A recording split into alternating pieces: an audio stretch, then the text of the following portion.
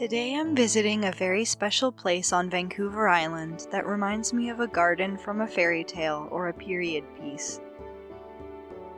This 119-year-old, world-famous, 55-acre display garden has 900 different varieties of bedding plants, and I'm going to take you with me today on this tour of the gardens. But you absolutely have to visit if you ever get the opportunity, because it is way too special to pass up.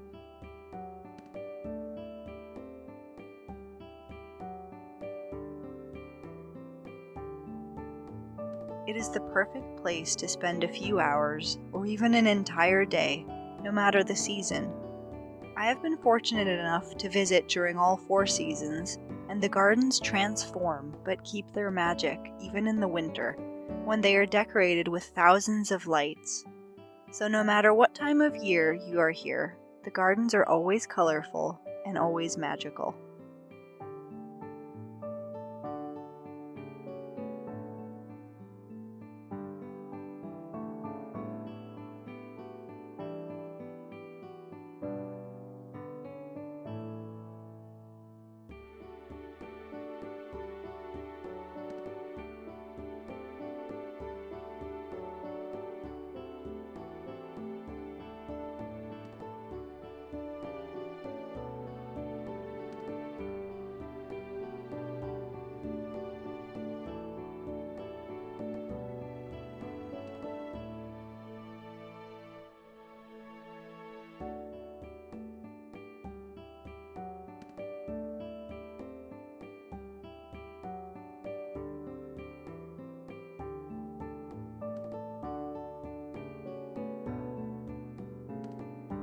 The first stop on our tour of these stunning vistas and glens is the Sunken Garden.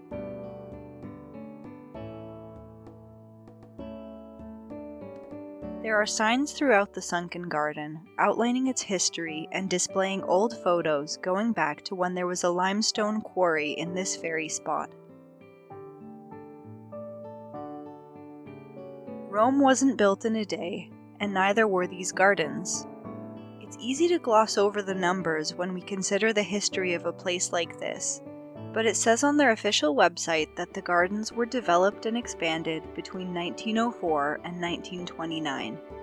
That means that it took 25 years, not to mention the team of professionals and the family's financial resources, to create such a masterpiece.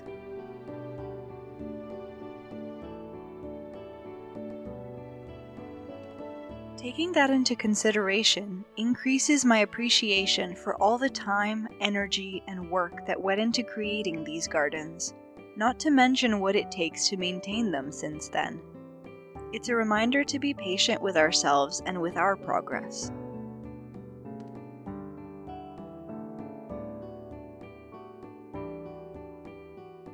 In our modern age of instant gratification, multitasking, and hustle culture, where studies have shown that people's attention spans are decreasing considerably, it can be challenging to take a long view of these things. One of the most popular maxims that I'm sure you've heard on this topic is that life is a marathon, not a sprint.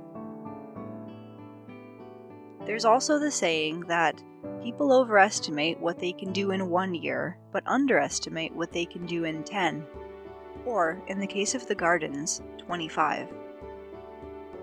As Warren Buffett aptly and hilariously put it, no matter how great the talent or efforts, some things just take time. You can't produce a baby in 1 month by getting 9 women pregnant. While he was making a metaphor for investing, I think it is just as applicable for growing a garden or an indoor houseplant. I'm sure you can find a way to relate it to a situation you are in that requires more time and patience from you than you had hoped. I know I certainly can.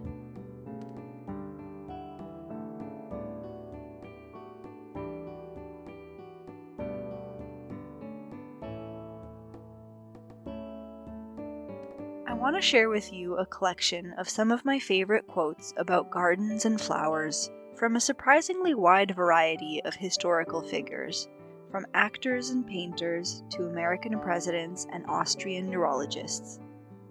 I will scatter these quotes throughout the rest of the video, and I hope at least one of them speaks to you as it does to me.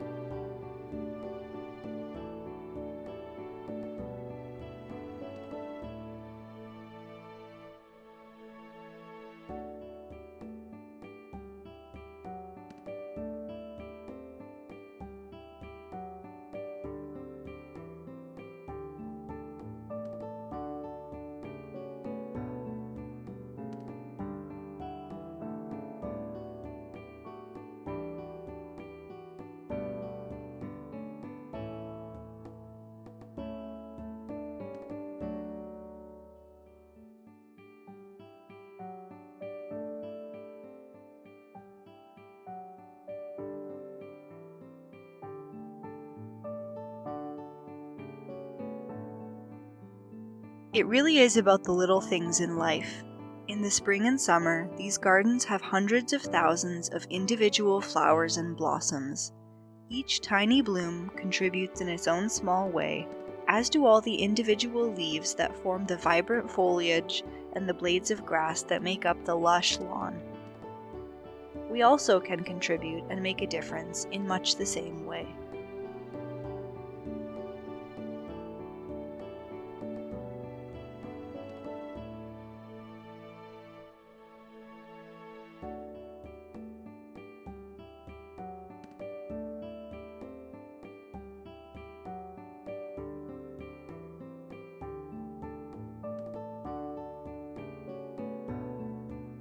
Around midday, I stopped at a bench in the shade to have a drink of water, and I overheard a heartwarming snippet of a conversation. There was a family which seemed to me like it spanned 3 generations, and an older lady, who I'm assuming is the grandmother, was telling her children and grandchildren, "I have traveled all over the world, but I think this is the best thing I have ever done." And it was just such a heartwarming moment to witness, that this family was sharing such a beautiful, memorable, and impactful moment. It felt very special, and I myself was overcome with such gratitude and joy. Listening to and interacting with people of all ages can give you such a broad perspective on life. Some people are wise beyond their years, while others are world-weary beyond their years. As Henry David Thoreau once said, "None are so old as those who have outlived enthusiasm."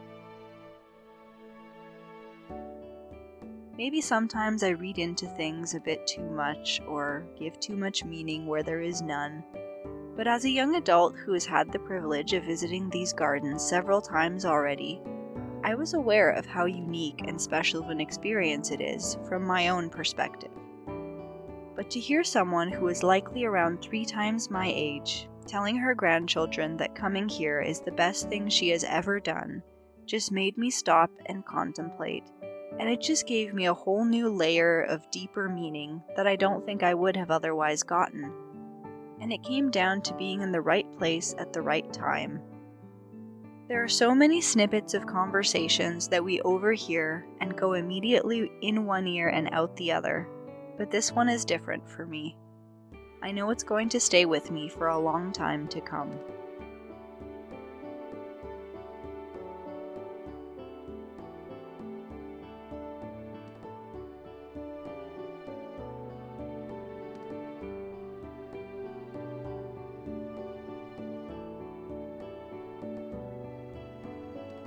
Not only does the growth and change in nature happen so slowly that it's almost imperceptible to the naked eye, but it's also not constant or linear.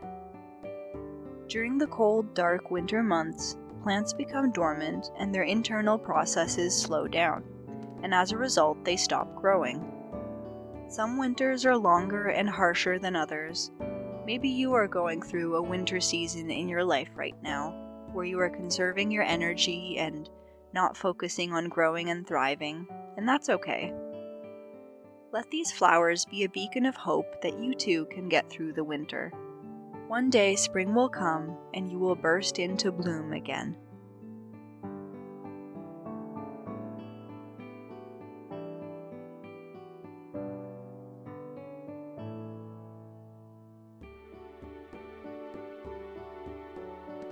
Our next stop as we meander along the path is the Rose Garden, which boasts an impressive collection of 2,500 floribundas, ramblers, climbers, and hybrid tea roses.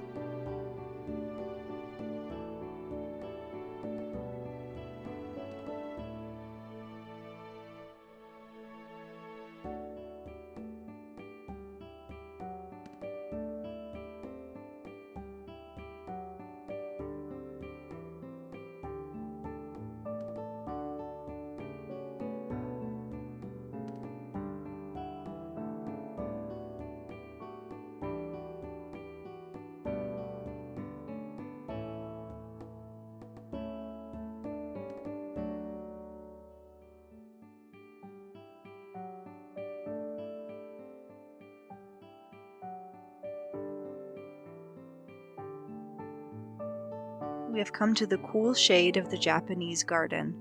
With 500 rhododendrons and azaleas, it is the most beautiful and colorful in the spring, but the bamboo, Japanese maples, and creeks create a sense of serene ambiance any time of year.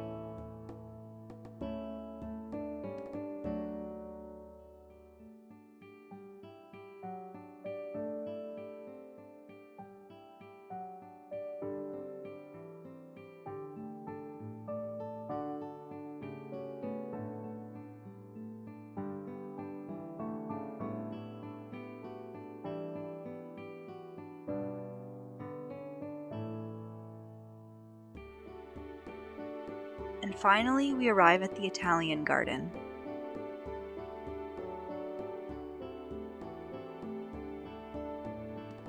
This pristine courtyard used to be the family's tennis court, and now is the perfect place to sit and enjoy some handmade gelato.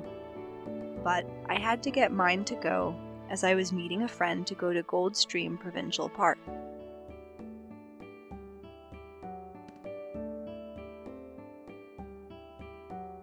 The park has numerous trails that crisscross through the dramatically different terrain of two distinct vegetation zones, and I unfortunately don't have time to explore all of them today, to see everything the park has to offer, but I hope to come back again someday.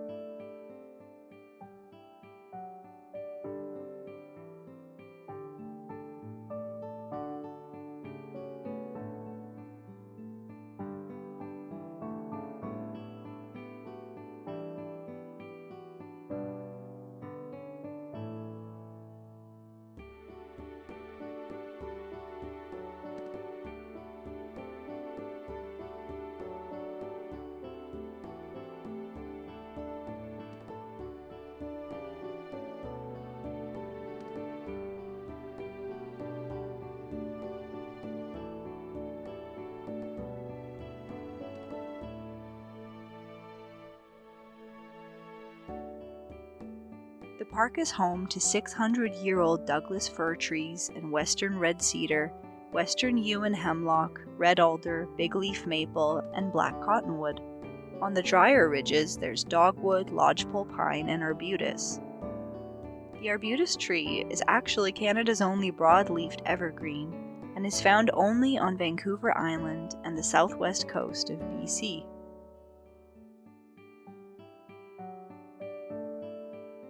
While the gardens from this morning were created and cultivated by people, I can learn many of the same lessons from nature, from taking a walk in a forest with old-growth trees. I can begin to appreciate how long it takes to be able to see progress. But things are constantly happening, even when we cannot see them. I heard an excerpt from an interview with Jamila Jamil, where she was talking about how there's no such thing as a quick fix, and how she understands wanting everything fast, but patience and discipline are not exactly encouraged in our society. Once we realize that quick fixes don't work, we can think realistically and ask ourselves, what does incremental change look like? Because the only kind of change that ever lasts is incremental change. In case this is a reminder you needed today, be patient with yourself and try to find ways to enjoy the non-linear process. It's something I personally need to be reminded of multiple times a week.